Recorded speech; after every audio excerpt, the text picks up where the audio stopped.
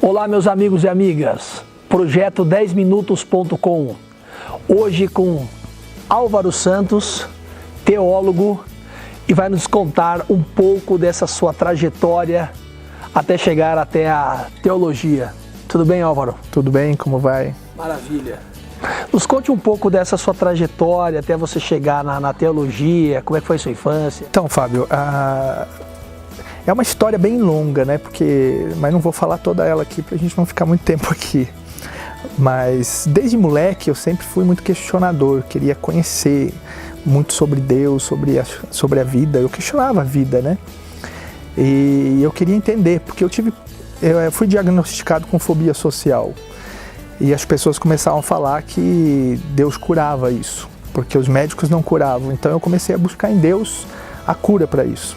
Eu tinha problemas na escola, problemas de descalculia, dislexia e tudo mais por conta disso. E acabei correndo muito atrás dessa coisa da divindade.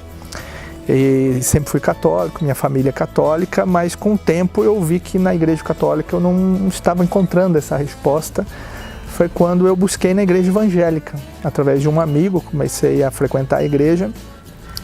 E eu me senti melhor na igreja na época, né, aquela catarse do culto, tudo aquilo lá, e acabei me envolvendo muito com a igreja. E, de certa forma, ele meio que piorou um pouco a minha situação, né, porque falavam que Deus iria curar, mas eu nunca encontrei essa cura de fato, não aconteceu.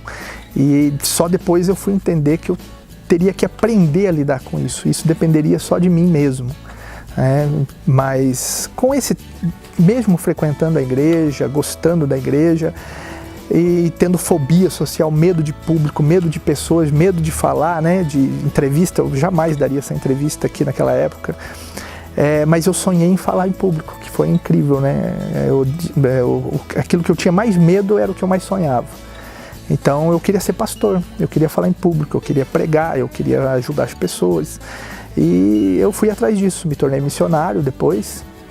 E mais tarde eu fiz a faculdade de teologia, me formei em teologia e fui ordenado pastor presbiteriano.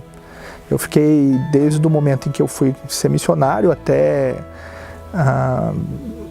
eu deixar a igreja, foram 14 anos.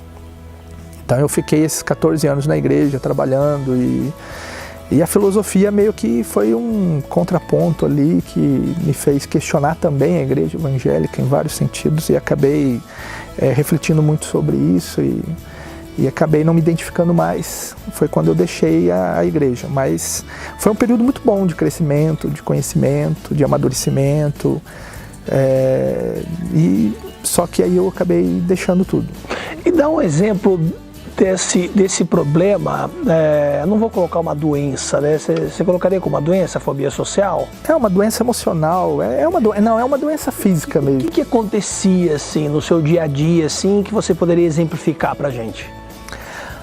Olha, era um pavor, é um medo muito grande de você conversar com ele bloqueava o cérebro, quando as pessoas te faziam uma pergunta, bloqueava.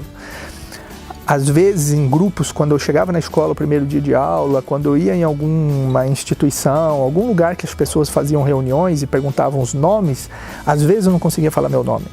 Então, o cérebro bloqueava qualquer informação. Se encontrasse com um amigo na rua?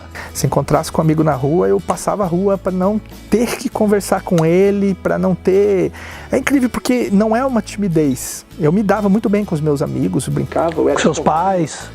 Com os meus pais, sem problema nenhum, mas a fobia era uma coisa muito estranha, porque eu poderia conversar com você de boa, com os meus amigos eu falava até demais, mas quando era para se encontrar, ou quando eu virava o centro da atenção, para entrar num lugar e as pessoas olharem para mim, era terrível, então eu ficava ruborizado demais, e eu sentia que eu estava ruborizado, sentia que a pessoa me via ruborizado, e eu ficava mais retraído ainda, e eu falava alguma coisa para eu poder sair. E vazava. E ficava muito nítido. Então eu tinha vergonha de olhar para essa pessoa depois. Então foi muito, assim, no shopping center, quando eu encontrava as pessoas, escondia na loja. É interessante isso, né, Álvaro? Porque há dois medos diagnosticados, né? Um deles é da morte e o outro é de falar em público, né? E como tem, já encontrei tanta gente que tem medo de falar em público que não é brincadeira. São os piores medos, né? São os piores medos. Na verdade, falam que o medo de falar em público é maior que o medo da morte mesmo. Porque você fica à mercê do olhar do outro, da análise do outro, né? O que o outro vai achar, o que o outro vai pensar, o que o outro vai dizer, né? E a teologia, essa busca sua, esse caminho seu espiritual, né? Em busca de Deus, para a solução da fobia, como é que se deu isso? Através de orações, de leituras, como é que foi? Para eu me libertar, para eu conseguir... Bom, primeiro, a fobia social não tem cura, né? A fobia social não cura. Fiz tratamento com psiquiatra e tal, não tem cura isso. E eu aprendi o seguinte, que se eu quiser aprender a lidar com isso, eu tenho que me expor, eu tinha que me expor mesmo, de fato. Então, para mim, ser pastor foi a melhor coisa que aconteceu, porque eu fui obrigado a me expor nos púlpitos, pregar, visitar pessoas no hospital. Uma das coisas que foi terrível para mim é ter que fazer ofício fúnebre, né? Chegar nos velórios e falar num momento de muita dor da família, ter que consolar a família em público. Para mim, eu fui obrigado a fazer isso, porque eu tinha que fazer, e isso acabou fazendo com que eu aprendesse a lidar com esse medo, com esse pavor. Tomei remédios para controlar esse medo, controlar a ansiedade. Hoje eu não tomo mais remédio nenhum para isso e consigo lidar muito bem. Dou palestras hoje, faço trabalho de consultoria mesmo. Semana passada dei uma palestra para empresários aí na Associação Comercial de Paraguaçu Paulista, e para mim hoje eu consigo. Existe uma certa sequela disso, né? Um problema que ainda fica, problema de raciocínio rápido, às vezes, pelo fato de ter tido essa descalculia, dislexia e tudo mais.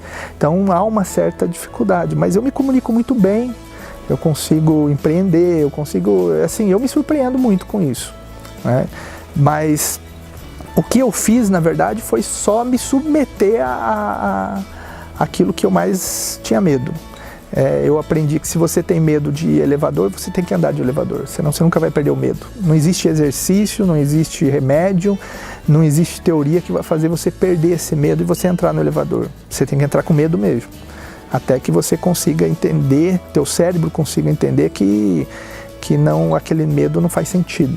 Eu sempre digo o seguinte, de uma frasezinha, né, que eu criei, que é o seguinte: a coragem nasce do medo e é o medo que estimula a coragem, né? Porque é impossível o medo zero, né? Há tantos perigos na sociedade, na vida em comum, né, que é impossível você ter um medo zerado. Coragem não é ausência de medo, né? Exatamente. Senão não seria coragem. Uma coisa irracional. Não seria coragem, porque você só tem coragem porque você enfrenta algo que você tem medo. De certa forma, a teologia abriu muitas portas para mim, no sentido de conhecer a filosofia. A filosofia, para mim, hoje, é um norte para a vida. A gente ouve muito falar sobre jovens, adolescentes, que precisam de uma direção, e as pessoas usam muito a religião. Eu concordo, eu acho que a religião pode ajudar bastante, mas ela não é uma prerrogativa da religião, porque eu acho que o amor, a questão de humanidade tem muito a ver com o próprio ser humano, e a filosofia tem muito disso. Seu trabalho humanista, né? Hoje eu faço trabalho humanista porque eu faço cerimônias humanistas, então eu realizo casamentos para pessoas que não querem se casar com sacerdotes, com padres, com pastores. Interessante. E mesmo religiosos. Eu não sabia disso, você acredita? Eu estou antenado em muita coisa e não sabia disso, olha que maravilha. Eu fui considerado pela Liga Humanista Secular o primeiro celebrante humanista do Brasil. Então não é comum você ouvir isso. Você ouve profissionais que realizam casamentos, mas eles usam o discurso religioso. E eu trabalho mais a questão humanista, porque o casamento ele precisa ter o próprio casal como centro da celebração, porque o humanismo é isso. O humanismo da Idade Média para cá, do Renascimento, ele traz essa ideia, tira o teocentrismo, né, coloca o antropocentrismo, que tira Deus como centro e coloca o homem como centro, né? Ou seja, o homem ele tem que ter a responsabilidade por ele mesmo, e ele pode construir muitas coisas boas pela sua própria natureza. Então, Inclusive uma vez fui questionado por um pastor presbiteriano em Poços de Caldas, numa dos casamentos que eu fiz. Ele falou, chegou depois do casamento e falou, cara, eu achei incrível, eu nunca imaginei que vocês humanistas pregavam sobre a família, o amor, a unidade da família, e eu ri, né? Falei para ele, você acha que isso é uma prerrogativa da igreja? O casamento existe antes da igreja, o amor existe antes da igreja, isso aí, até os animais, existem muitas raças que têm fidelidade numa relação, né? O amor é parte do ser humano.